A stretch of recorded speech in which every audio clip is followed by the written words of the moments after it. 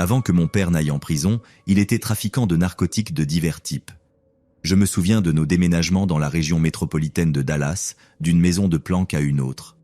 Finalement, sa vie criminelle l'a rattrapé et il a été condamné à 20 ans de prison, 1 mois avant mon 5e anniversaire et mes premiers jours d'école. Je suppose que c'était environ 8 mois avant son incarcération que l'événement suivant s'est produit. Maintenant, avant de continuer, je dois dire que mon père avait un comportement assez fanfaron. Il avait un petit groupe de complices bruyants qui profitaient de lui et il ne manquait jamais de montrer son argent. En rétrospective, je suppose qu'il aurait réalisé la cible qu'il se mettait dans le dos, mais à l'époque, il vivait trop grand pour s'en soucier. La nuit en question, je m'en souviens de manière vivide et détaillée. Il faisait froid et le chauffage à l'intérieur ne faisait pas un bon travail pour calmer mes frissons. Par conséquent, je portais un manteau et j'étais blotti contre ma mère sur le canapé dans le salon, qui était contre le mur adjacent à la porte d'entrée. Mon frère du milieu, qui avait presque 2 ans à l'époque, jouait sur le tapis devant nous avec des jouets, et mon père était à l'autre bout du canapé, comptant ceux qui semblaient être une grande pile de billets de 100 $. Ma mère me racontait un conte de fées qu'elle inventait sur le moment et je caressais son ventre, car elle était enceinte de ceux qui allaient devenir mon frère cadet. Soudain, on a frappé à la porte principale. La porte d'entrée à ma droite a été défoncée de ses gonds et 3 hommes cagoulés ont fait irruption par son cadre vide, armes dégaînées. Ils ont commencé à donner des ordres. Par terre, bande de salauds. Tout a commencé à tourner et le temps semblait ralentir, tandis que mon jeune esprit essayait de comprendre ce qui se passait. Un homme est resté en garde, nous pointant avec une arme, tandis que les 2 autres fouillaient la maison à la recherche de la cachette de mon père. Frustrés par une recherche infructueuse, ils sont revenus dans le salon et ont attrapé ma mère enceinte par le bras, la traînant dans le couloir en lui criant de leur dire où se trouvèrent les choses. En sanglotant, elle a indiqué qu'il y avait un coffre-fort dans la salle de bain. Ils l'ont forcée à les emmener chercher les clés et à revenir au coffre-fort, où, sous la menace d'une arme, ils l'ont forcée à l'ouvrir. Malheureusement, ses mains ont commencé à trembler et, en conséquence, elle a fini par laisser tomber la clé dans la conduite de ventilation. Furieux, l'homme cagoulé derrière elle l'a frappé à la tête avec la crosse de son arme, ce qui l'a fait s'évanouir sur le coup. La blessure qu'elle a subie la hante encore aujourd'hui sous forme de convulsions et de paralysie du côté gauche de son visage. La scène suivante que j'ai vue était l'homme la traînant violemment par les cheveux hors de la salle de bain et directement vers notre salle de jeu, au bout du couloir. Les 2 autres hommes nous ont rassemblés, mon père, mon frère et moi, du sol du salon, et ont tenté de nous emmener au même endroit où se trouvait maintenant ma mère inconsciente. Cependant, mon frère criait, terrifié, et ne comprenant pas ce qui se passait. Le même homme qui avait frappé ma mère s'est approché de lui, a pris une poignée de cheveux et a procédé à le traîner brutalement vers la pièce avec nous. Ils nous ont fait nous allonger face contre terre sur le sol en bois et sont sortis de la pièce tout en se concentrant sur le coffre-fort, revenant occasionnellement pour s'assurer que nous obéissions à leurs ordres et nous rappeler de ne pas bouger. Je me souviens que je n'avais plus peur. J'ai vu mon camion Power Wheels derrière moi et j'ai pensé que je pourrais peut-être les renverser avec. Je ne réalisais pas la gravité de tout cela, ni la possibilité très réelle qu'ils puissent nous tuer. J'étais dans un de ces moments de pensées ignorantes et heureuses, quand mon père, qui avait des armes cachées partout dans la maison, s'est levé et a couru vers le couloir. Pan, pan, pan. J'ai entendu des échanges de coups de feu, tandis qu'ils se déplaçaient à l'autre bout du couloir et sortirent dans le jardin de devant, puis le silence. Je n'ai pas bougé, sauf pour secouer ma mère qui commençait à reprendre connaissance. C'est à ce moment-là que la peur m'a finalement frappé. « Maman, réveille-toi. Je pense que papa a été tiré. Je pense qu'ils l'ont tué. » ai-je pleuré. Un moment plus tard, bien que cela ait semblé être des heures, mon père est apparu indemne à la porte de la salle de jeu et nous a dit qu'il était sûr de nous lever.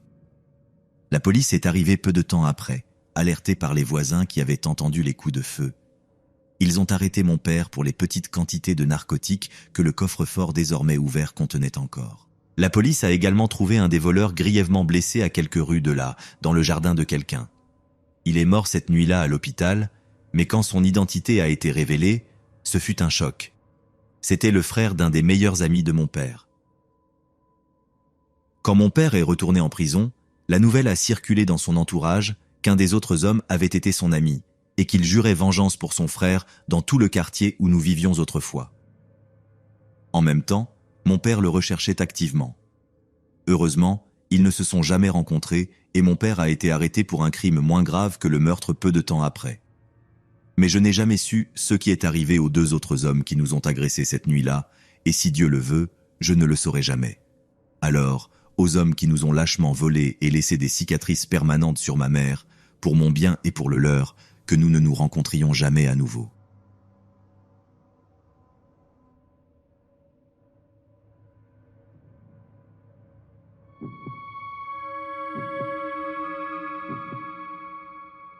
Il y a quelques mois, une amie à moi dans la marine a reçu des ordres pour être affectée en Virginie. Elle avait essayé pendant un certain temps de trouver un locataire pour sa maison, mais sans succès. Toujours pleine d'espoir, elle m'a proposé de rester dans la maison gratuitement si je l'aidais à trouver un locataire et à entretenir l'endroit.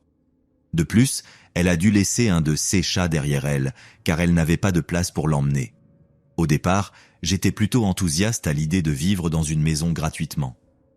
Je vis dans les dortoirs et il peut être accablant d'être dans une petite chambre avec une autre personne, alors j'ai accepté. Cependant, lorsque je suis arrivé à la maison, j'ai été très déçu. La maison était grande, mais très négligée. Il y avait des ordures partout, de la poussière recouvrait tout, des puces étaient partout et ça sentait définitivement le chat. Cela m'a assez surpris, car mon ami semblait être une personne assez propre. J'avais tristement tort. Néanmoins, je gardais un peu d'espoir. Il serait simple de rassembler quelques amis pour nettoyer l'endroit et le rendre confortable. Je l'ai aidé à terminer ses bagages et nous nous sommes assis pour discuter un moment. C'est alors qu'elle m'a parlé de son ex. Il était de l'armée, comme moi, mais dans une unité différente de la mienne. À l'origine, il avait été charmant selon elle, mais il est devenu instable pour une raison quelconque. Lorsqu'elle a décidé de rompre avec lui et lui a donné 2 semaines pour partir, il est devenu insupportablement ennuyeux et puéril, cachant ses bottes, terrorisant les chats, laissant l'endroit en désordre et garant sa voiture derrière la sienne pour qu'elle ne puisse pas sortir sans faire de scandale. Finalement, il est parti, et c'était tout apparemment. Après qu'elle soit partie, je me suis pratiquement tenu à l'écart de l'endroit jusqu'au jour prévu pour que mes amis et moi le nettoyions, ne passant que tous les jours pour nettoyer la litière du chat et le nourrir. Cependant, une nuit, après avoir dîné avec une amie, elle m'a proposé de m'accompagner pour nourrir le chat. Elle était l'une des personnes qui avait accepté d'aider à nettoyer.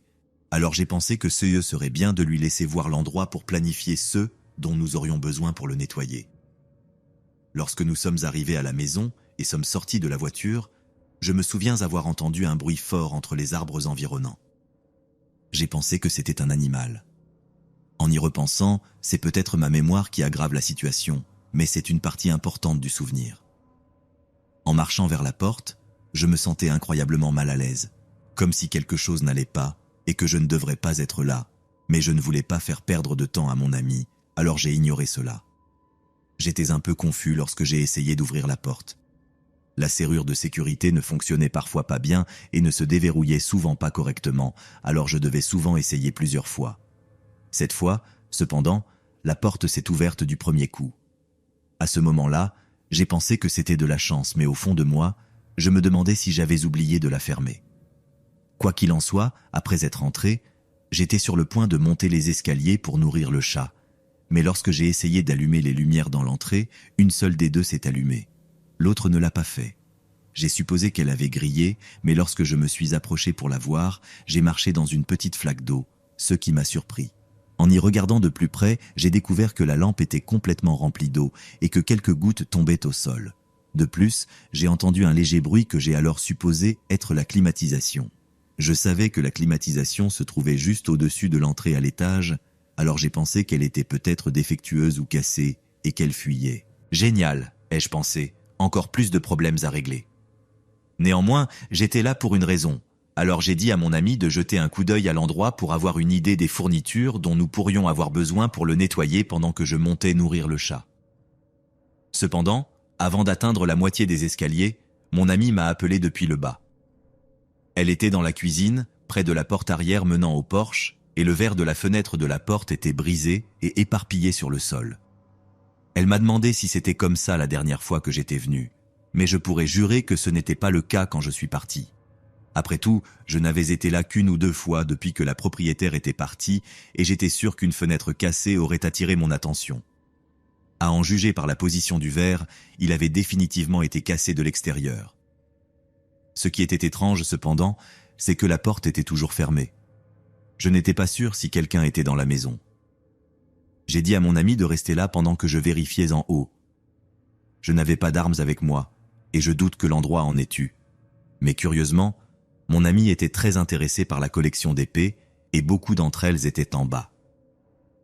Alors j'en ai pris une, et je suis monté prudemment, en espérant que mes souvenirs d'enfance de combat avec des bâtons pourraient m'aider. Heureusement, il n'y avait personne dans la maison, mais pour être sûr, nous avons tous les deux attendu dehors en appelant la police. Après avoir appelé la police, j'ai appelé la propriétaire et lui ai raconté tout ce qui s'était passé. L'effraction évidente était très étrange, rien n'avait été volé et l'endroit n'était pas en pire état que quand je l'avais laissé. Les seules choses déplacées étaient la fenêtre cassée de la porte, cette même porte toujours fermée et la porte d'entrée peut-être déverrouillée. À ce moment-là, j'ai supposé que l'eau n'était pas associée à l'effraction. En raison de toutes ces preuves, nous avons supposé que c'était l'ex de mon ami qui l'avait fait, car il semblait qu'il cherchait quelque chose de spécifique ou voulait simplement être destructeur et probablement n'était même pas entré dans la maison. Selon mon ami, il savait qu'elle était partie, mais il ne savait pas que quelqu'un surveillait l'endroit, alors il a probablement pensé que la maison était libre à vandaliser. Néanmoins, à part la fenêtre, ni moi ni la police n'avons trouvé quoi que ce soit d'autre cette nuit-là. Quoi qu'il en soit, après cet événement bien sûr, je me sentais très mal à l'aise de revenir à la maison. Je n'avais jamais eu affaire à une effraction auparavant et la supposition alors que son ex n'était qu'un imbécile et avait légèrement vandalisé l'endroit m'a définitivement fait ne pas vouloir y rester longtemps par peur d'être présent lorsqu'il déciderait de revenir. Cependant, le maudit chat était toujours là et je ne pouvais pas le laisser mourir de faim. Alors pendant que la police traquait le suspect présumé et que la compagnie d'assurance recueillait des informations, je devais encore aller sur place pour nourrir le chat. Je ne pouvais pas le garder avec moi parce que les dortoirs n'autorisent pas les animaux et je n'avais pas d'amis prêts à l'accueillir. Je ne vais pas mentir, j'ai attendu quelques jours avant de retourner dans cette maison. J'ai dû rassembler mon courage. Je ne vivais même pas là-bas et la perspective me terrifiait.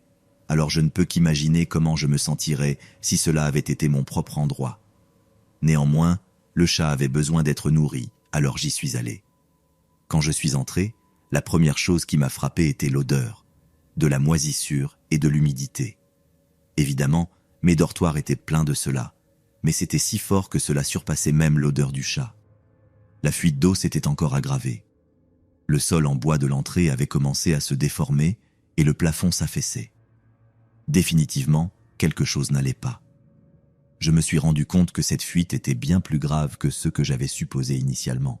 Ce n'était certainement pas un problème de climatisation. Le grondement pouvait encore être entendu.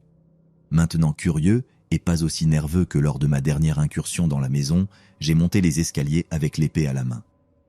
En arrivant en haut des escaliers, il y a un petit couloir qui mène à la chambre principale. En chemin, il y a un placard de rangement. En passant devant le placard, mon pied a fait un bruit audible de clapotement. Il y avait de l'eau là aussi, ce qui avait du sens, car c'était pratiquement directement au-dessus de l'entrée, et à l'arrière du placard se trouvait à la fois la climatisation et le chauffe-eau. En entrant dans la chambre principale, cependant, il n'y avait pas d'eau, mais le bruit de grondement était plus fort et sonnait plus distinctif et familier maintenant. De l'eau coulant, comme ceux que vous entendriez d'une baignoire. Sûrement, j'ai découvert une porte à l'arrière de la chambre que je n'avais pas remarquée auparavant. Elle menait à une salle de bain avec un WC et un lavabo, et dans cette pièce, il y avait une autre porte. Effectivement, le bruit était certainement un robinet ouvert. La moquette devant cette porte était imbibée au-delà du croyable, et la porte était fermée. À en juger par l'emplacement de la porte, la pièce au-delà partagerait un mur avec le placard de rangement, et la baignoire serait littéralement juste au-dessus de l'entrée de la maison. Cela expliquait les lampes étranges remplies d'eau, le plafond affaissé et la fuite. Au début, j'ai pensé que je pourrais enfoncer la porte, car il était évident que la baignoire avait débordé depuis longtemps et que les dégâts des eaux seraient un cauchemar à réparer. Une porte cassée serait le moindre des soucis pour la propriétaire. Je me suis arrêté cependant. Je ne savais pas ce que je trouverais derrière cette porte et je ne voulais pas entrer à l'aveugle. Alors j'ai décidé d'appeler à nouveau la police pour qu'un officier m'aide. Il a pu dévisser la poignée et l'ouvrir. Il n'y avait rien derrière la porte, mais effectivement, la baignoire coulait et débordait. Nous l'avons éteinte et l'officier a ajouté plus de détails au rapport déjà ouvert sur l'incident précédent. En mettant tout cela ensemble, je pense qu'il est assez sûr de supposer ce qui s'est passé. Le vandale, presque certainement l'ex de la propriétaire, avait pénétré cette nuit-là, probablement juste avant que mon ami et moi n'arrivions. Il était entré par la porte arrière, en brisant la fenêtre, et était probablement sorti par la porte d'entrée, ce qui expliquait pourquoi elle était déverrouillée. Maintenant, je ne suis pas sûr à 100% si cette partie suivante s'est déroulée pendant son effraction initiale ou s'il est revenu plus tard pour le faire, mais je pense que pendant qu'il était dans la maison, il est monté les escaliers, a bouché la baignoire, a ouvert l'eau et a verrouillé la porte.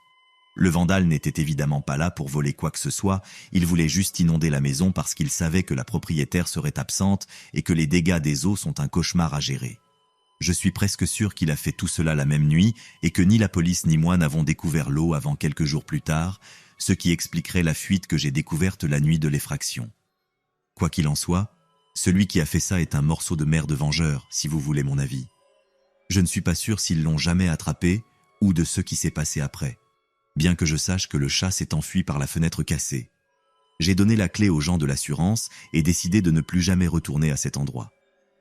La dernière fois que j'ai entendu parler, elle a trouvé de nouveaux locataires pour la maison et elle a été assez bien réparée sans plus de problème.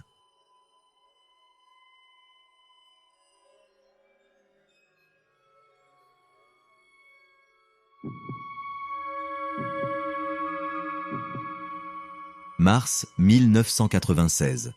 J'ai 16 ans et je me suis enrôlé dans l'armée britannique.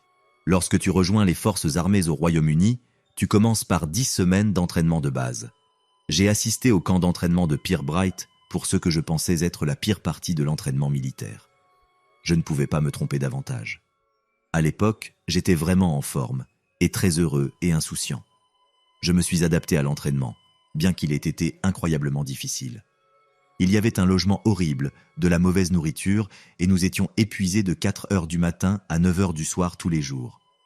Mais je l'ai surmonté, et j'ai réussi. Je me souviens encore de ma cérémonie de remise des diplômes et de la fierté de ma mère en me voyant dans mon uniforme en train de défiler. Après avoir terminé l'enfer du camp de base, tu passes à la phase 2, qui est ton entraînement de spécialité. Ce qui, selon ceux que tu as choisis, déterminera où tu iras. Dans mon cas, en tant que chef, c'était à la caserne Saint-Omer à Aldershot. Cependant, jusqu'à ce que mon entraînement de phase 2 commence, tout le monde, quelle que soit la spécialité, allait aux casernes de Deep Cut, un charmant camp à environ 1,5 km de Pirbright, donc juste un peu plus bas sur la route. Au début, j'étais très excité de quitter l'entraînement de base. Après tout, la nourriture était meilleure, tu pouvais avoir des couettes sur ton lit et le régime n'était pas aussi strict qu'à Pirbright. Lorsque tu arrives pour la première fois, tout le monde est placé dans un bâtiment pour les nouveaux arrivants, partageant une chambre avec 10 autres personnes jusqu'à ce qu'ils décident à quel peloton tu iras. Je me suis donc installé pour ma première nuit. Je connaissais certains de mes colocataires de mon peloton d'entraînement. Ma première nuit, j'ai eu un aperçu des réalités de ce qu'était Deep Cut. Je me suis réveillé vers 1 heure du matin parce que j'avais besoin d'aller aux toilettes. En arrivant à la porte, avant de pouvoir l'ouvrir, 2 types avec des masques à gaz portant des têtes d'oreiller ont fait irruption dans la chambre. Ils ont couru directement vers le lit du fond et ont commencé à frapper le garçon qui dormait dans le lit avec ceux qui semblaient, d'après le contour, être des casques dans leurs têtes d'oreiller. Après avoir vu cela, stupéfait, j'ai pensé à demander de l'aide et c'est alors que j'ai remarqué que le caporal en charge de nous cette nuit-là tenait la porte ouverte pour les 2 types. Il semblait ivre et riait aux éclats de ce qui se passait. L'agression a probablement duré 30 secondes avant qu'il ne s'enfuit, suivi par le caporal à la porte, et je les ai entendus rire aux éclats en descendant les escaliers. Après avoir aidé le garçon battu à aller aux toilettes, je l'ai vu se nettoyer et aucun de nous n'a dit quoi que ce soit. Le garçon semblait avoir mon âge, 16 ans. Que pouvions-nous faire si une des personnes en charge était en fait derrière cela? Dans les jours suivants, je me suis rendu compte que ce camp était en fait l'endroit où allaient les sergents, caporaux et officiers s'ils avaient échoué dans leur carrière ou comme punition. Quelle meilleure personne pour s'occuper de 200 ou 300 jeunes soldats impressionnables, tous âgés de 16 à une vingtaine d'années. Ils se saoulaient et nous faisaient des choses pour leur propre amusement. J'avais l'espoir et la connaissance que tout irait bien. Normalement, tu passes 1 ou, au plus, 2 semaines ici. Je sortirai bientôt de là. Au 3e jour, j'ai été appelé au bureau du sergent. Il m'a expliqué qu'en raison du manque de chefs dans l'armée, je devais attendre à Deep Cut jusqu'à ce que suffisamment de chefs passent l'entraînement de base avant de passer à ma phase suivante. Après avoir demandé combien de temps, la réponse fut 3 mois. 3 mois dans ce trou infernal. Je pensais que ça ne pouvait pas empirer. J'avais très tort. À ce stade, on m'a présenté à mon peloton pendant que j'étais à Deep Cut, par mon nouveau sergent de peloton. Initialement, il semblait très amical et parlait avec un léger accent de Sunderland. Il a commencé par établir les règles de base pour le nettoyage et autres. C'est à ce moment-là qu'il nous a mis en garde contre son jumeau maléfique. Nous avons tous ri, mais il ne plaisantait pas. Il a dit que si nous rencontrions son jumeau, ça ne se terminerait pas bien pour nous, et il l'a laissé comme ça. Après avoir parlé à quelques-uns des gars qui étaient là depuis une semaine ou deux, ils ont réitéré l'avertissement ainsi que de ne pas attirer l'attention du sergent Jiménez. Il suffisait de garder la tête basse. C'est à ce moment-là que j'ai commencé à entendre des rumeurs sur le suicide d'un soldat et l'implication du sergent Jiménez.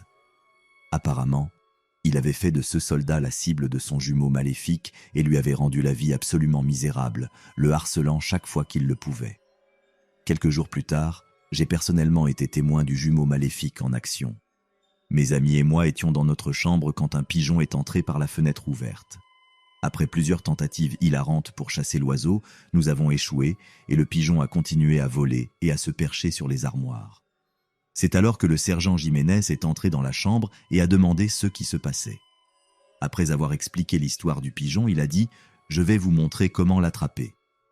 Il a ensuite sauté des lits dans les airs en essayant d'attraper l'oiseau. Au début, c'était hilarant, nous rions tous, même le sergent Jiménez. Cela a duré au moins 30 minutes de plus. Il ne s'arrêtait pas, il était implacable. Le pauvre pigeon était probablement mort de peur à ce moment-là, et finalement, il a été attrapé par le sergent Jiménez. Ce qui s'est passé ensuite peut sembler un mensonge, mais je le jure et je me souviendrai toujours du moment.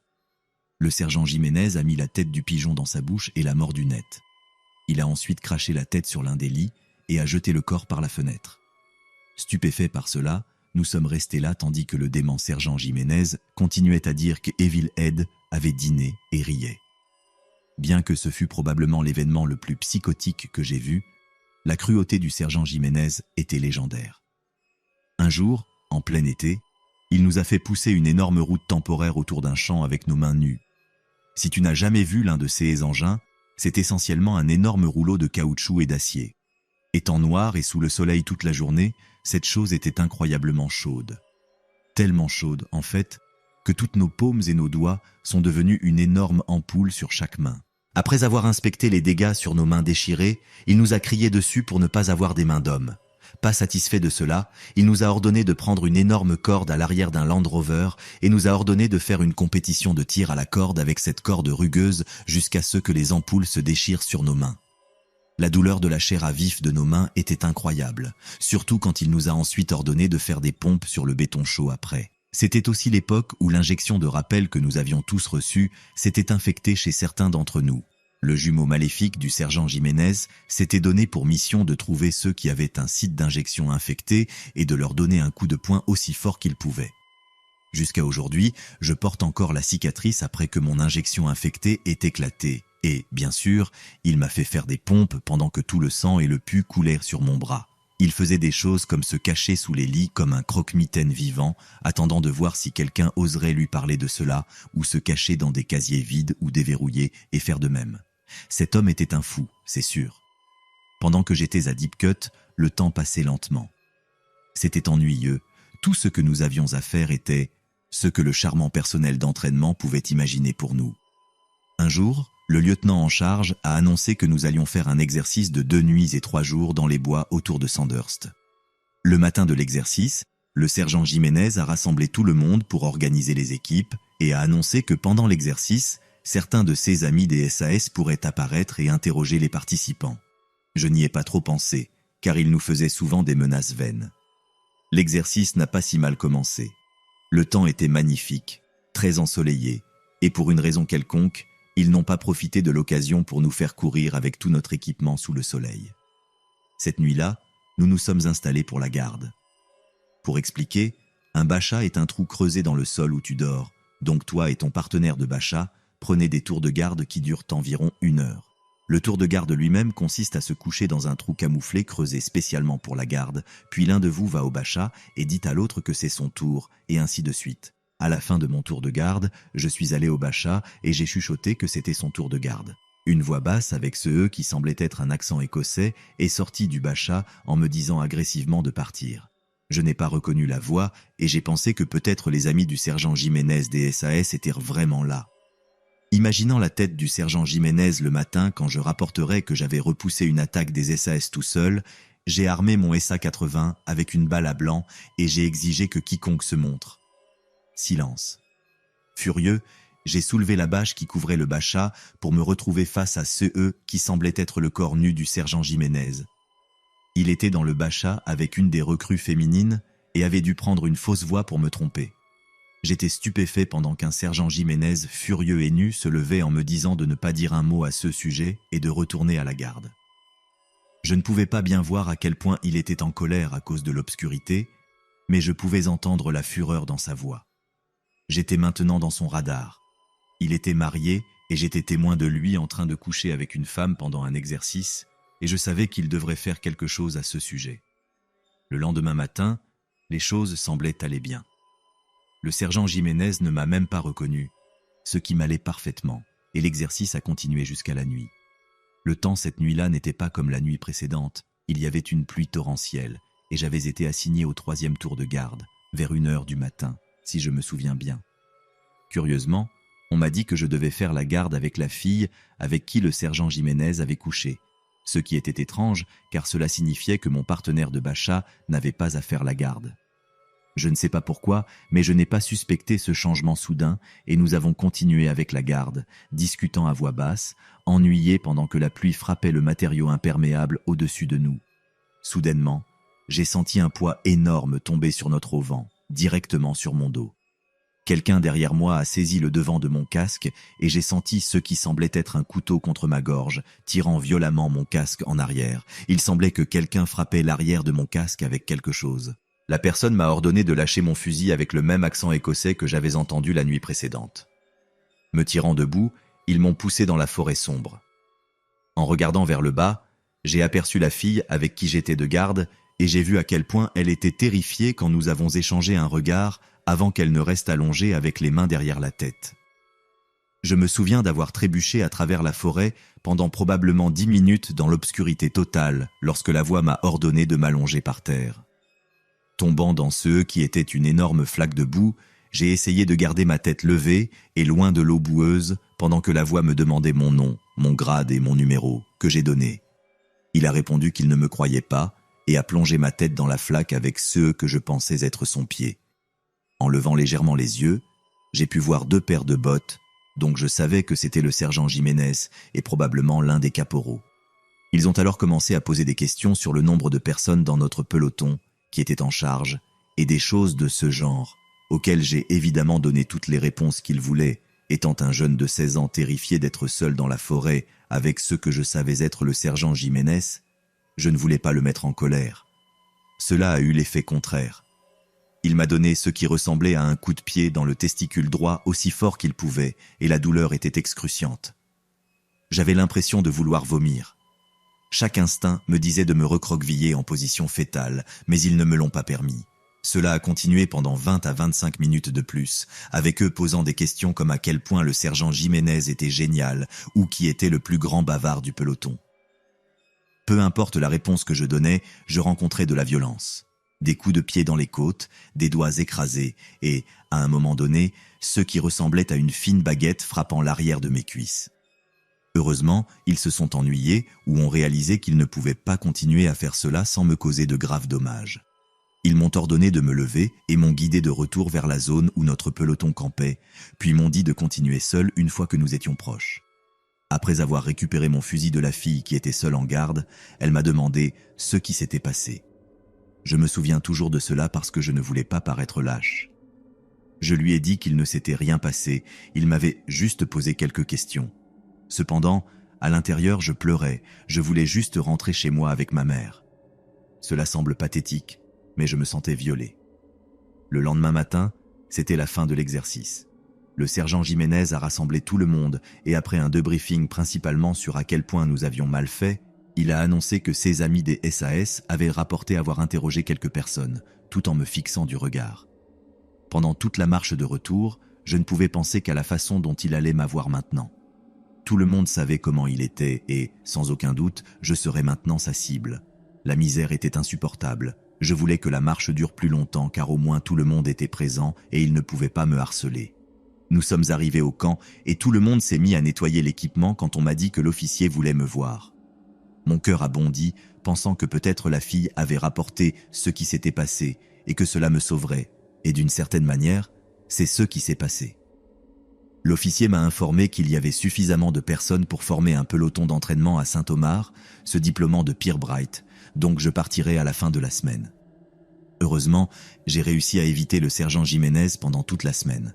Je me suis porté volontaire pour préparer le terrain pour le jour du RLC et j'étais sous la supervision d'un autre sergent, grâce à Dieu. Alors voilà, mon histoire épique dans les casernes de Deep Cut. Comme je l'ai mentionné au début, j'ai essayé d'informer le tribunal de CE qui s'était passé, mais il ne voulait rien savoir. Cet homme m'a affecté à un tel point que j'ai encore des cauchemars récurrents où je retourne dans l'armée et où il va se venger. Et en CE qui concerne le sergent Jiménez, ne vous inquiétez pas, mesdames et messieurs, il a reçu ce qu'il méritait pour toutes les années de tourments qu'il a infligés aux jeunes soldats vulnérables. L'armée a reconnu cela et l'a promu. Il est maintenant l'officier responsable du bien-être des recrues dans l'armée britannique. J'aimerais que ce soit un mensonge, mais ce n'en est pas un.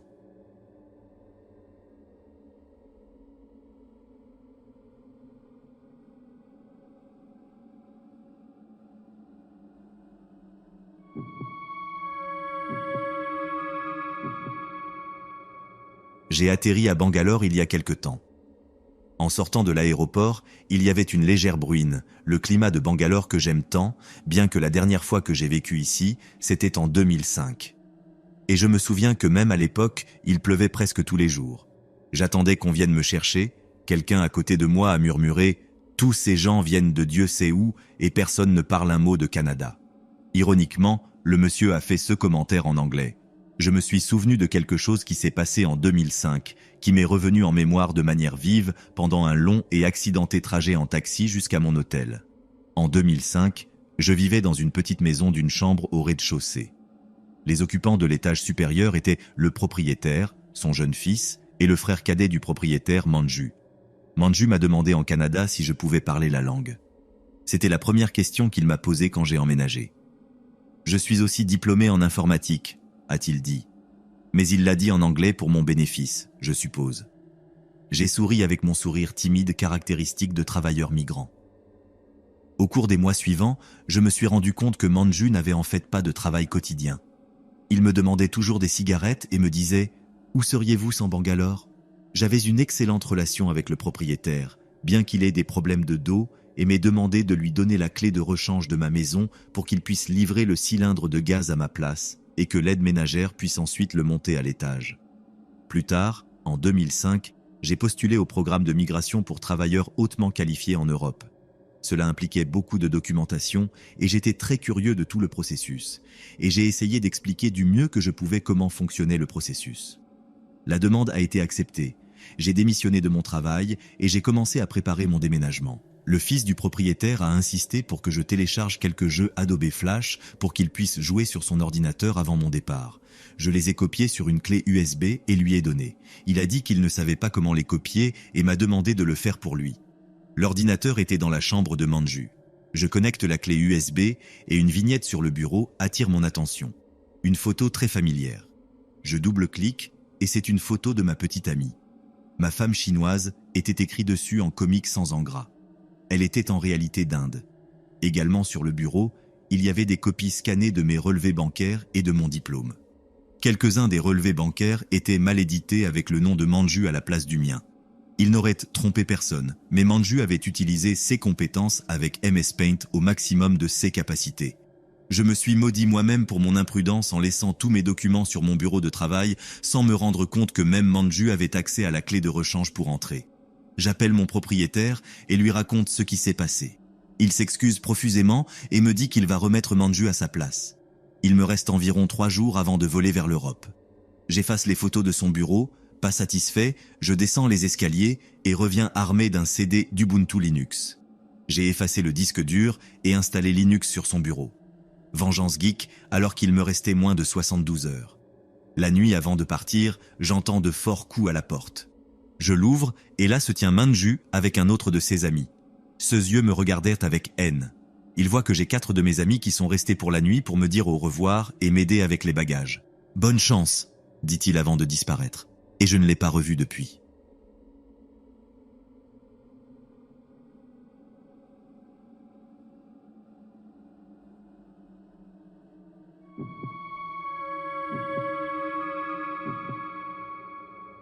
Je n'oublierai jamais ces années à l'école. Depuis le premier jour de primaire jusqu'au dernier de secondaire, j'ai toujours été une cible facile pour les brutes. Je m'appelle Fausto, et j'ai grandi dans une ville au Mexique où aller à la même école année après année signifiait affronter les mêmes garçons qui me rendaient la vie impossible.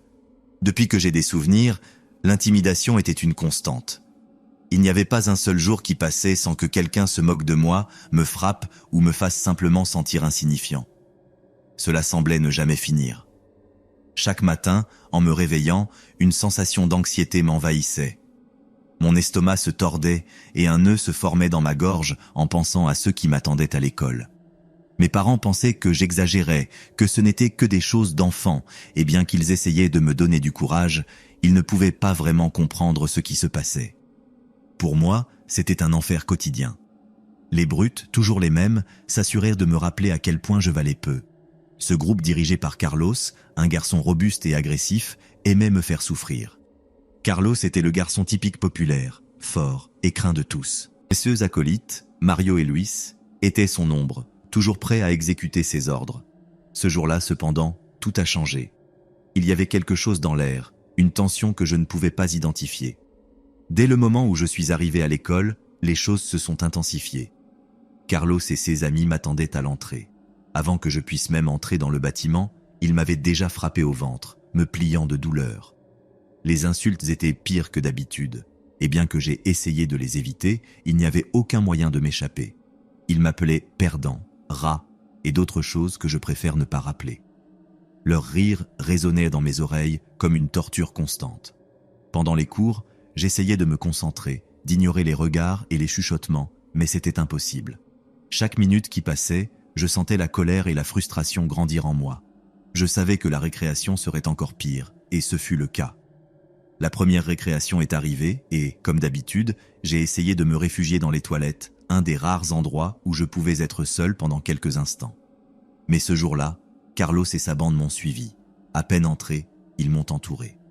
Carlos s'est approché avec un sourire malveillant et avant que je ne puisse réagir, il m'a poussé contre le mur. Ils ont commencé à m'insulter, à me dire des choses horribles. J'ai senti qu'ils baissaient mon pantalon, qu'ils se moquèrent de moi. L'humiliation était insupportable. J'ai lutté pour me libérer, et dans un moment de désespoir, j'ai réussi à m'échapper et à sortir des toilettes. Mais Carlos ne s'est pas arrêté, il m'a suivi, criant des insultes, me poussant. J'ai couru vers les escaliers, le cœur battant à tout rompre. Je ne sais pas ce qui s'est passé exactement dans mon esprit à cet instant, mais lorsque j'ai senti sa main sur mon épaule, je me suis brusquement retourné et je l'ai poussé de toutes mes forces. Tout s'est passé si vite. Carlos a perdu l'équilibre et est tombé dans les escaliers. Le bruit de son corps frappant les marches était horrible. Il s'est arrêté en bas, immobile. J'ai couru, tremblant, incapable de traiter ceux qui venaient de se passer. Les professeurs sont arrivés rapidement et l'ambulance n'a pas tardé à apparaître. Carlos a été transporté à l'hôpital avec un bras et une jambe cassés, de multiples contusions et une blessure à la tête. J'ai été expulsé de l'école. Mes parents étaient dévastés. J'ai été envoyé dans une autre école, loin de tout ce que je connaissais. Mais le poids de ce que j'avais fait ne me laissait pas en paix. Un jour, poussé par un mélange de culpabilité et de besoin de tourner la page, je suis allé à l'hôpital voir Carlos. Je lui ai présenté mes excuses à lui et à sa famille. Ce fut l'un des moments les plus difficiles de ma vie. Parfois, quand je pense à ce qui s'est passé, je regrette profondément. Mais à d'autres moments, je me rappelle toutes les fois où ils m'ont humilié, où ils m'ont fait sentir moins qu'humain. Et bien que je sache que ce que j'ai fait était mal, une partie de moi sent que, d'une certaine manière, ils l'avaient mérité. La vie a continué, mais ce souvenir Ce jour de vengeance restera toujours une ombre dans ma mémoire, un rappel de jusqu'où peuvent nous mener le désespoir et la douleur accumulée.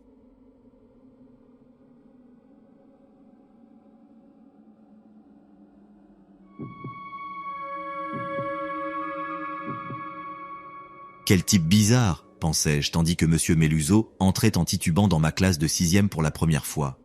Costume marron froissé, cravate de travers, visage rougi, la main droite tremblant nerveusement à la hauteur de sa taille, et, d'une manière ou d'une autre, il avait déjà de la craie dans les cheveux.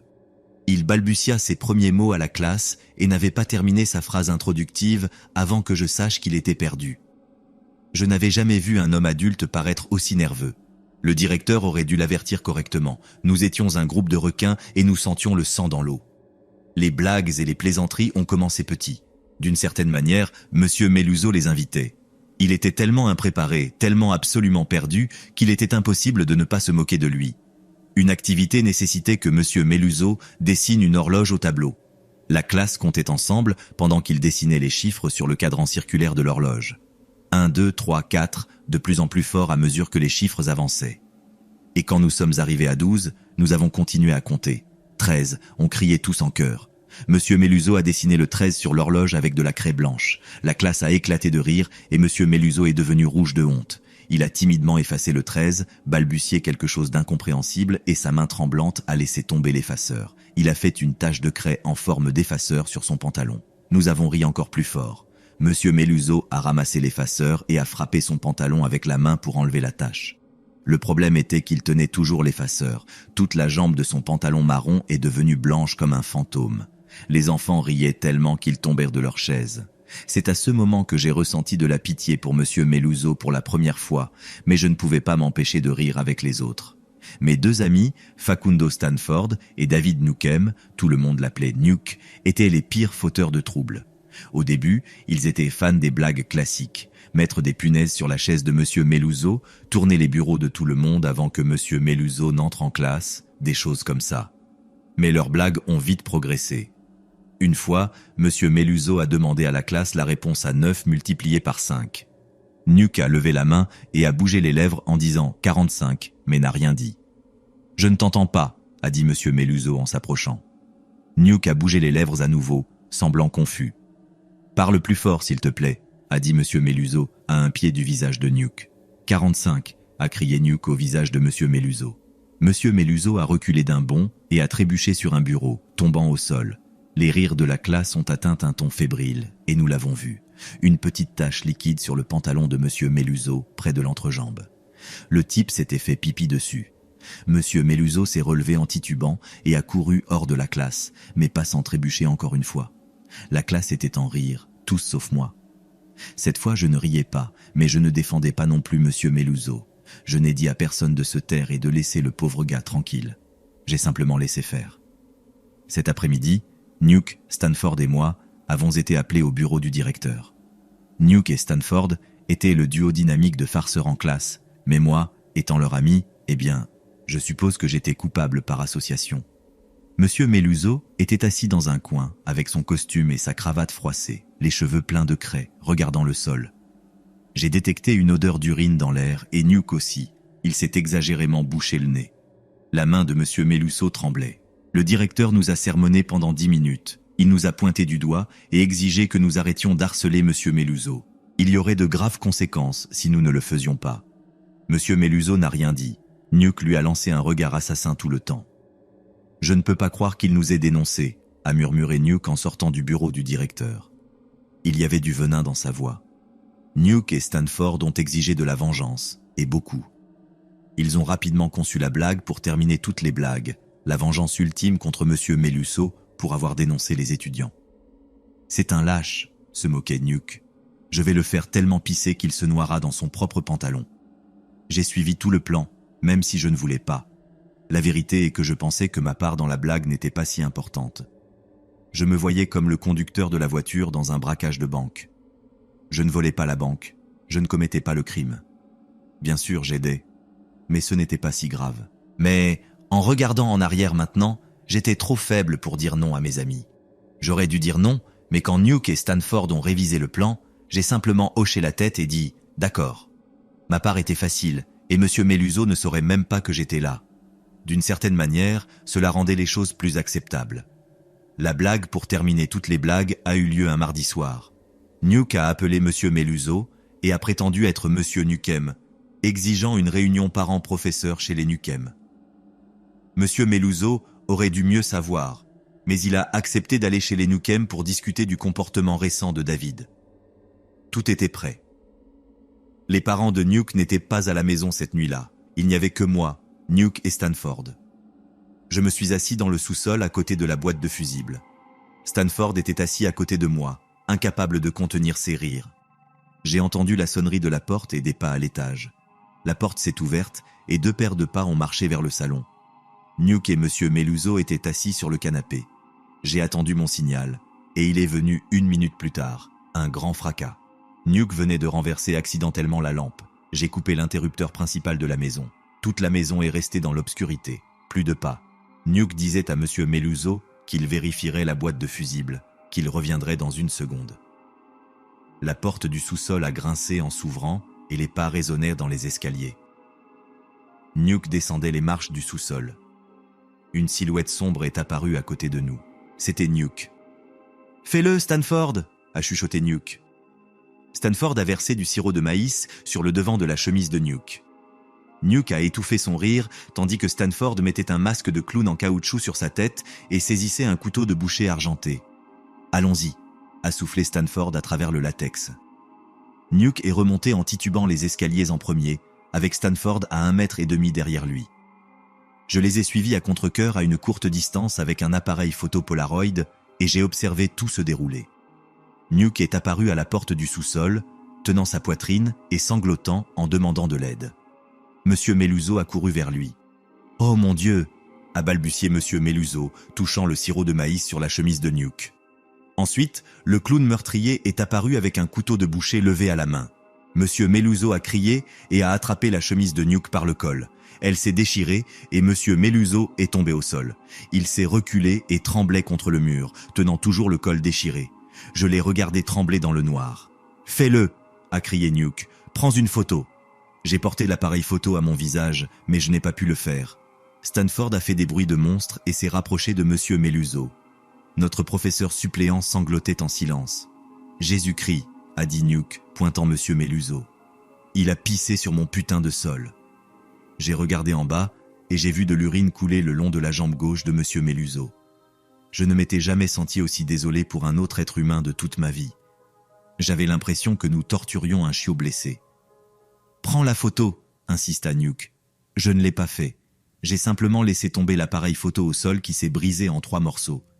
Stanford a enlevé le masque et l'a jeté sur Monsieur Meluso. Il a atterri sur ses genoux. « On rigolait juste, Monsieur Meluso », a dit Stanford. « C'était juste une blague. » Monsieur Meluso a mis un bras contre le mur, s'est appuyé et s'est relevé avec difficulté. Il a regardé le col déchiré dans une main et le masque de clown dans l'autre, a sangloté et est sorti en traînant les pieds par la porte d'entrée. « Il a pris mon masque », a déploré Stanford. « Qu'il le garde, ce putain de masque », murmura Nuke. Monsieur Meluso n'était pas à l'école le lendemain. En fait, il n'est jamais revenu. Nuke, Stanford et moi attendions chaque jour d'être appelés au bureau du directeur pour répondre de notre blague, mais cet appel n'est jamais arrivé. Un nouveau professeur suppléant a été assigné à notre classe et la vie en 6e a continué. 3 semaines plus tard, un paquet est arrivé pour notre classe. C'était une pile de devoirs de mathématiques que Monsieur Meluso avait corrigé mais jamais rendu. Le remplaçant nous a distribué les feuilles de travail. Chacune minutieusement marquée et notée, mais celle de Nuke et Stanford n'était pas marquée comme celle du reste de la classe. Il n'y avait ni rature ni correction. Monsieur Meluso avait seulement écrit la même chose sur chacun de leurs devoirs avec une encre rouge frappante. « Bon travail, j'espère voir plus de vous bientôt. » Je n'ai reçu aucune feuille de travail. J'ai rapidement feuilleté mon classeur et trouvé la feuille incomplète. Je n'avais jamais été aussi heureux d'avoir oublié de faire mon devoir. « Quel tas de conneries !» se moqua Nuke. Il froissa la feuille et la jeta par terre. Stanford fit de même. Je glissai ma feuille incomplète dans mon classeur et me demandai ce que Monsieur Meluso pouvait bien faire en ce moment. Peut-être qu'il était assis seul, la main tremblant nerveusement à côté de lui et des larmes coulant sur ses joues. Ou peut-être qu'il aiguisait une hache. Je frissonnais, mais l'image ne quittait pas ma tête. Je posais ma tête sur mon classeur et fermais les yeux. « Je suis désolé, monsieur Meluso, » murmurai-je à personne. « Je suis vraiment désolé. » Pendant des années, j'ai attendu la vengeance de monsieur Meluso. J'attendais qu'il apparaisse soudainement au coin d'une rue sombre où je l'imaginais souvent portant ce masque de clown et apparaissant au pied de mon lit avec cette hache qu'il aiguisait dans mon rêve.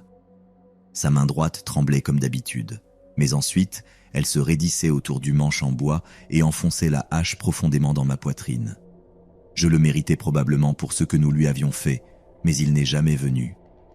J'ai grandi, j'ai obtenu mon diplôme de lycée puis de l'université. Je me suis marié et j'ai décroché un bon travail. Nuke et Stanford n'ont pas eu cette chance. Nuke s'est bousillé les genoux au lycée et a perdu sa bourse de football. La cocaïne est devenue son remède et son mécanisme d'adaptation. Il est quand même allé à l'université, mais a abandonné après un semestre. Nuke est retourné chez lui et vendait de la drogue depuis le sous-sol de ses parents, finissant par en vendre à un policier sous couverture. Il a résisté à l'arrestation, a fui en voiture avec sa petite amie et a percuté un poteau. La petite amie de Nuke a été éjectée à travers le pare-brise et est morte sur le coup. Mon ami d'enfance est maintenant en prison et les médecins disent qu'il ne marchera plus jamais. Stanford a obtenu son diplôme universitaire et s'est immédiatement fiancé. 2 mois plus tard, sa femme a été diagnostiquée avec une sclérose en plaques. Face à des factures médicales écrasantes, Stanford a détourné de l'argent de son entreprise et a été immédiatement attrapé. Quelques semaines plus tard, la fille de Stanford a été écrasée sous une unité de divertissement qui est tombée dans la maison familiale. Elle a survécu, mais a été paralysée du cou vers le bas. Stanford a souscrit une énorme police d'assurance et a sauté d'un immeuble. J'ai reçu une lettre de Nuke il n'y a pas longtemps. Il a beaucoup lu en prison, des livres sur les malédictions et la sorcellerie. Il est convaincu que M. Meluso a utilisé des tactiques surnaturelles pour se venger de lui et de Stanford. Meluso nous a ensorcelés, a écrit Nuke. Il est parti de chez moi cette nuit-là avec un morceau de ma chemise et le masque de Stanford. Si quelqu'un possède un objet qui t'appartient, il peut utiliser la sorcellerie pour jeter une malédiction. Ça explique pourquoi tu es complètement bien, ma vie est un enfer et Stanford est mort, pense-y juste. J'y ai pensé. Je pensais que c'était des conneries. Une semaine plus tard, j'ai vu M. Meluso dans un bar minable à des kilomètres de la ville, sur une vieille route rurale. Du moins, je pensais que c'était lui. Il était affalé dans une cabine du coin, à moitié ivre, complètement bourré. Il portait toujours ce vieux costume marron, mais il semblait avoir vieilli de 40 ans. Sa main droite tremblait nerveusement sur la table. J'ai regardé l'homme se lever en titubant et se diriger vers la porte. C'était le même balancement que celui du professeur suppléant nerveux d'il y a 20 ans. J'ai suivi l'homme dehors. C'était une nuit venteuse. J'ai allumé une cigarette et j'ai observé avec curiosité comment l'homme ivre s'appuyait contre un mur et essayait d'allumer sa propre cigarette. Il peinait beaucoup à garder son briquet allumé dans la brise. Il continuait de s'éteindre. Je me suis approché et lui ai offert mon briquet. Il s'est allumé immédiatement. La fumée dansait au bout de la cigarette de l'homme. Nous sommes restés silencieux et avons fumé pendant quelques minutes. Enfin, j'ai demandé « Avez-vous déjà été professeur suppléant dans une classe de 6e » La tête de l'homme s'est figée. Ses yeux regardèrent droit devant, jamais vers moi. Il a tiré profondément sur sa cigarette. « Êtes-vous monsieur Meluso » demandai-je lentement. Je l'ai regardé dans les yeux, mais l'homme ne m'a pas regardé. Il n'a rien dit pendant un moment. Je doutais qu'il soit vraiment lui. Je regardais ailleurs. Je voulais juste dire que je suis désolé, ai-je dit. Je m'éloignais de 6 mètres lorsque l'homme m'appela. Merci pour le briquet. Je me suis assis dans ma voiture sur le parking, observant simplement l'homme dehors au bar. Je pensais au passé et aux choses horribles que nous avions faites à M. Meluso. Je pensais à Nuke et Stanford et à la fin tragique de leur vie, puis la lettre de Nuke m'est revenue en tête. Si quelqu'un possède un objet qui t'appartient, il peut utiliser la sorcellerie pour jeter une malédiction. Je me suis tâté les poches du pantalon. Pense-y juste. Je me suis tâté la poche de la veste. Meluso nous a ensorcelés. Je me suis tâté les poches du pantalon à nouveau et enfin je l'ai senti. Je ne l'avais pas senti la première fois. Le briquet. Merci mon Dieu. Je l'ai sorti de ma poche, l'ai étudié un moment pour m'assurer qu'il était bien à moi et j'ai expiré lentement. J'ai souri pour moi-même et secoué la tête. Je me comportais de manière stupide. Les malédictions et les sorts n'existent pas. Nuke et Stanford ont été victimes de mauvaises décisions et de malchance. La sorcellerie n'existe pas. J'ai examiné le briquet et l'ai tourné dans ma main pendant un moment. J'aurais aimé que la sorcellerie soit réelle. Si cet homme dehors au bar était Monsieur Meluso, il méritait une chance de ruiner ma vie. J'ai pensé sortir et remettre le briquet dans sa main, mais à la place, j'ai souri et l'ai rangé dans ma poche. Je me comportais de manière ridicule. L'homme dehors au bar titubait. Il poursuivait quelque chose sur la route. Un mégot de cigarette, mon mégot de cigarette, celui que je venais de fumer. Le vent l'a emporté et le mégot a volé sur la route rurale sombre. L'homme boitait derrière, la main tremblant à son côté. Quel type bizarre.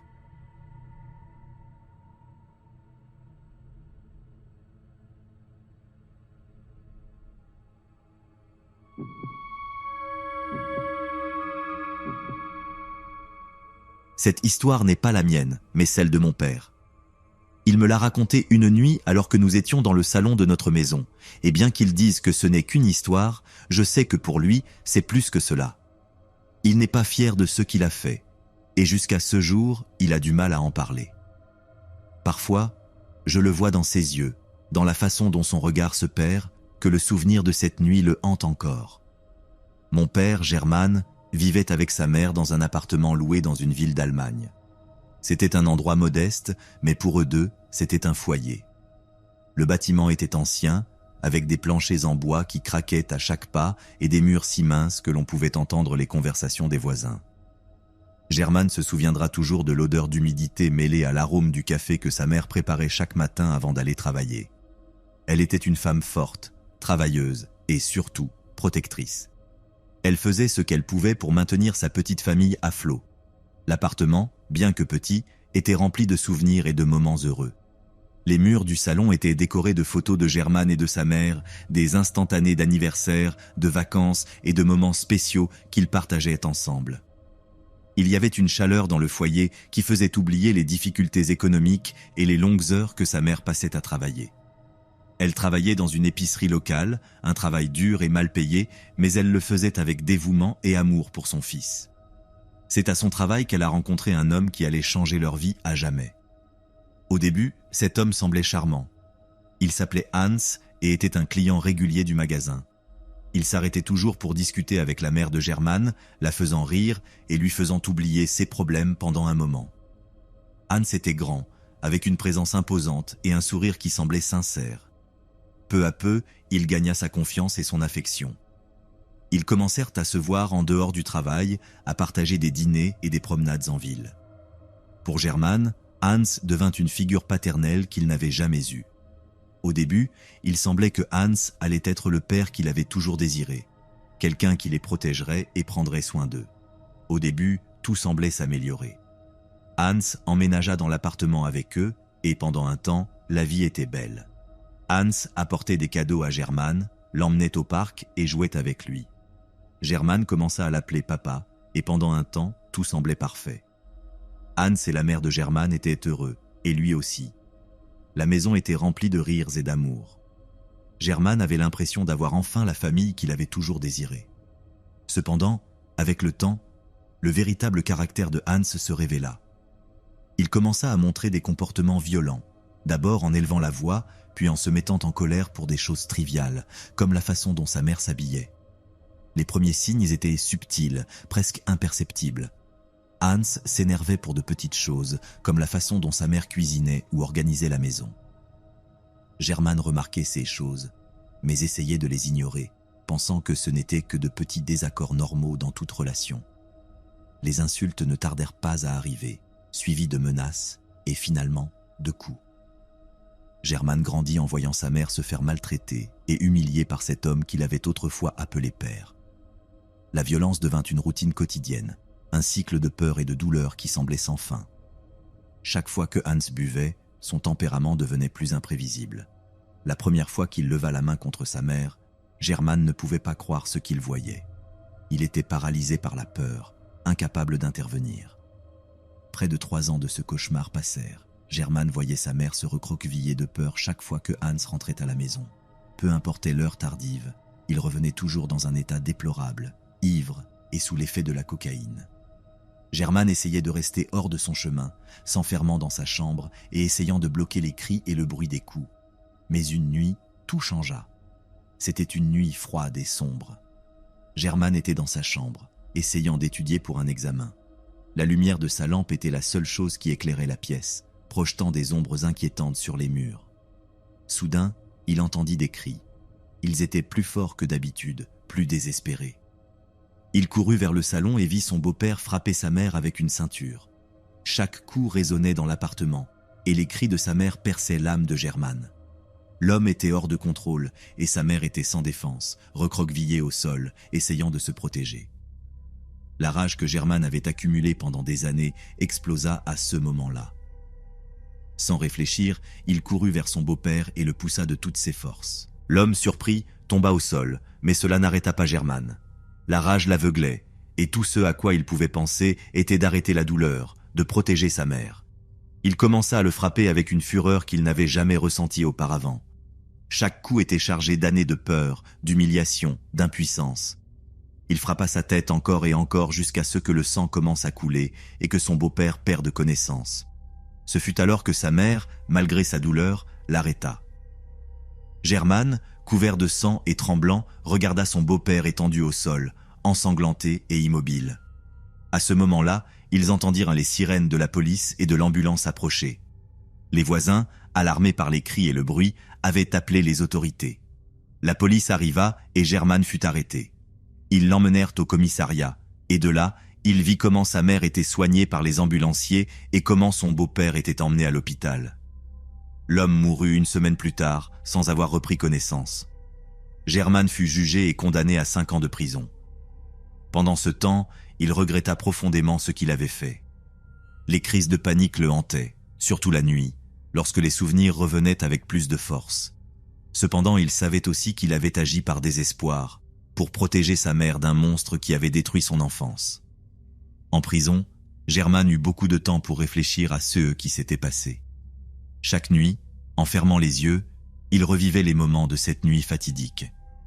Il entendait les cris de sa mère, ressentait la rage et la peur qui l'avaient consumé. Il essayait de trouver la paix dans la routine quotidienne de la prison, mais les souvenirs le suivaient comme une ombre. Il parlait avec d'autres détenus, dont beaucoup avaient des histoires similaires de violence et de désespoir. Ces rencontres l'aidèrent à comprendre qu'il n'était pas seul dans sa douleur, mais elles lui rappelèrent aussi que la violence n'est jamais la solution. Les 5 ans en prison furent un mélange de regrets et de rédemption. Il participa à des programmes de réhabilitation, assista à des séances de thérapie et chercha une manière de vivre avec ce qu'il avait fait.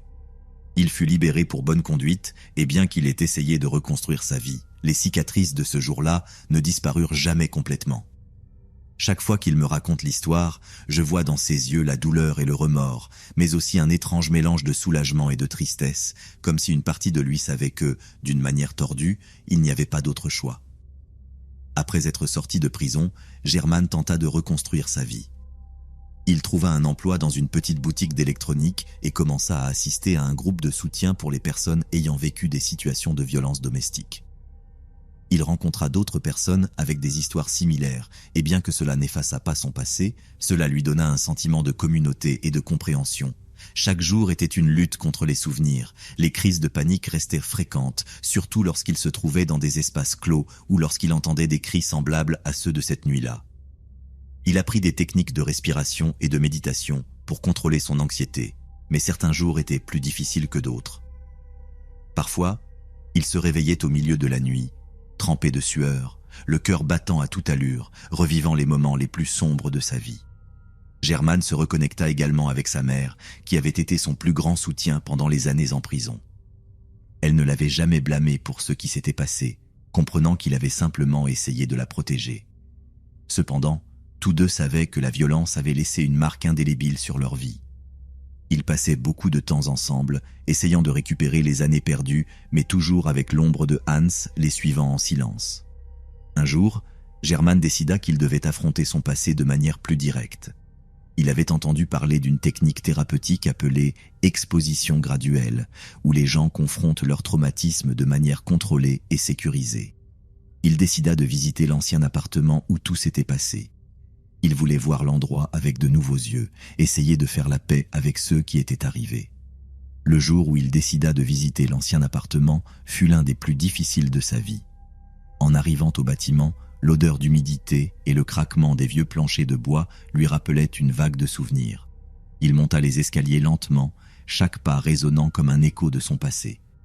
Lorsqu'il arriva à la porte de l'appartement, il resta là un moment, respirant profondément et essayant de calmer son cœur battant.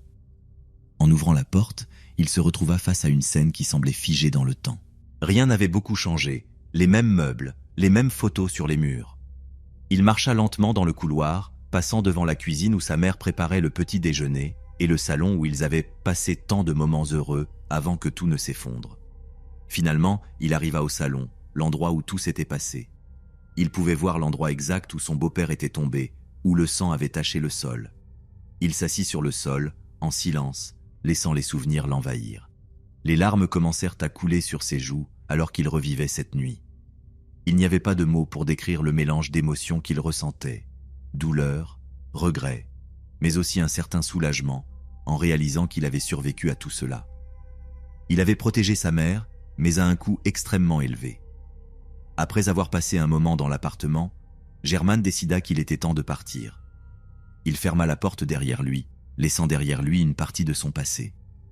Il savait que le chemin vers la guérison serait long et difficile, mais c'était une étape importante. La visite à l'appartement lui permit de confronter ses démons et, d'une certaine manière, de commencer à s'en libérer. Avec le temps, Germán continua de travailler sur sa guérison. Il assistait régulièrement à des séances de thérapie et participait toujours au groupe de soutien. Il commença à tenir un journal, consignant ses pensées et ses émotions, ce qui l'aidait à traiter ce qui s'était passé. Il s'engagea également dans des activités qui lui donnaient un sens de but, comme le bénévolat dans un refuge pour victimes de violences domestiques.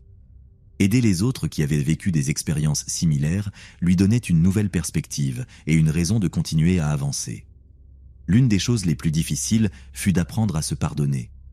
Bien qu'il savait qu'il avait agi en défense de sa mère, l'acte de violence qu'il avait commis le hantait constamment. La thérapie l'aida à comprendre que, bien que ce qu'il avait fait ne fût pas juste, cela ne le définissait pas en tant que personne. Il apprit à reconnaître son humanité, sa capacité à commettre des erreurs et son désir de s'améliorer. Les relations avec d'autres personnes furent également un défi. Germán se trouvait en lutte pour faire confiance aux autres, craignant que toute nouvelle personne dans sa vie puisse devenir une menace. Cependant, lentement, il commença à s'ouvrir. Il rencontra des personnes compréhensives et patientes, et avec le temps, il forma des amitiés qui le soutinrent dans son chemin vers la guérison.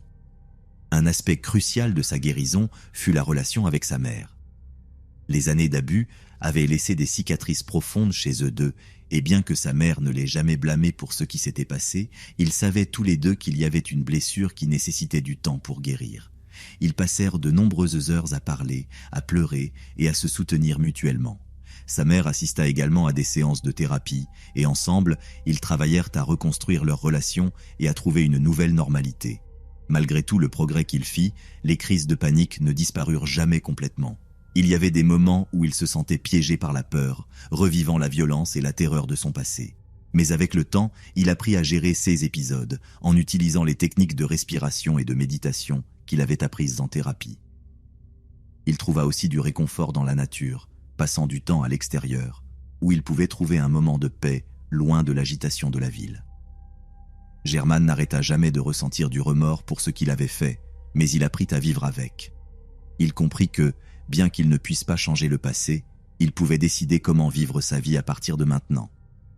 Il se dévoua à devenir une meilleure personne, à aider les autres et à chercher la paix intérieure. Bien que le chemin ne fût pas facile, il trouva de la force dans sa lutte et de l'espoir dans sa capacité à changer. Lors d'une des séances de thérapie, son thérapeute lui suggéra de parler publiquement de son expérience. Au début, Germán hésita. L'idée de revivre son traumatisme devant des étrangers le terrifiait, mais il savait aussi que son histoire pourrait aider d'autres personnes dans des situations similaires. Après mûre réflexion, il décida de le faire. La première fois qu'il parla en public fut lors d'une réunion du groupe de soutien. Il raconta son histoire avec honnêteté et vulnérabilité, sans cacher les détails douloureux. À la fin, il se sentit soulagé et surpris par la réponse positive des autres. Beaucoup vinrent le remercier d'avoir partagé son expérience, disant que cela leur avait donné de l'espoir et du courage. À partir de là, Germán commença à participer à davantage d'événements, parlant dans des écoles, des centres communautaires et des conférences sur la violence domestique. Chaque fois qu'il partageait son histoire, il sentait qu'il se libérait un peu plus du fardeau qu'il portait. Il réalisa qu'en aidant les autres, il s'aidait lui-même. Un jour, en se promenant dans le parc, il rencontra une jeune femme qui avait assisté à l'un de ses discours. Elle lui raconta comment son histoire lui avait donné le courage de quitter une relation abusive et de commencer une nouvelle vie. Germán se sentit profondément ému et reconnaissant. Il comprit que, bien que son passé fût rempli de douleur, il avait trouvé une manière de transformer cette obscurité en lumière pour les autres. Au fil des années, Germán continua de travailler sur sa guérison. Il fonda une organisation à but non lucratif pour aider les victimes de violences domestiques, offrant des ressources et du soutien à ceux qui avaient besoin de s'échapper de situations dangereuses. Il créa également des ateliers et des programmes éducatifs pour sensibiliser les gens aux signes de l'abus et comment chercher de l'aide. Bien que la blessure de cette nuit-là ne se refermerait jamais complètement, Germán trouva une nouvelle façon de vivre. Il transforma sa douleur en action, son remords en compassion et son histoire en une source d'inspiration et d'espoir pour les autres. Chaque jour était un rappel de sa lutte, mais aussi de sa résilience et de sa capacité à changer. Mon père dit toujours qu'il n'est pas fier de ce qu'il a fait, mais je sais qu'il a trouvé une manière de se racheter. Son histoire n'est pas seulement un souvenir terrifiant, mais aussi une leçon sur l'importance de l'empathie, du pardon et de la capacité humaine à surmonter même les moments les plus sombres. Son voyage de guérison continue, et bien que le chemin soit long, il a prouvé qu'il est possible de trouver la lumière, même dans les endroits les plus sombres. Cette histoire m'a appris plus que n'importe quel livre ou leçon aurait pu. Elle m'a montré la complexité des émotions humaines, l'impact dévastateur de la violence, et surtout, la force incroyable de l'esprit humain. Mon père, avec toutes ses cicatrices et son passé, est un exemple vivant que, malgré nos erreurs et nos moments les plus sombres, il y a toujours une chance de trouver la rédemption et de faire le bien dans le monde.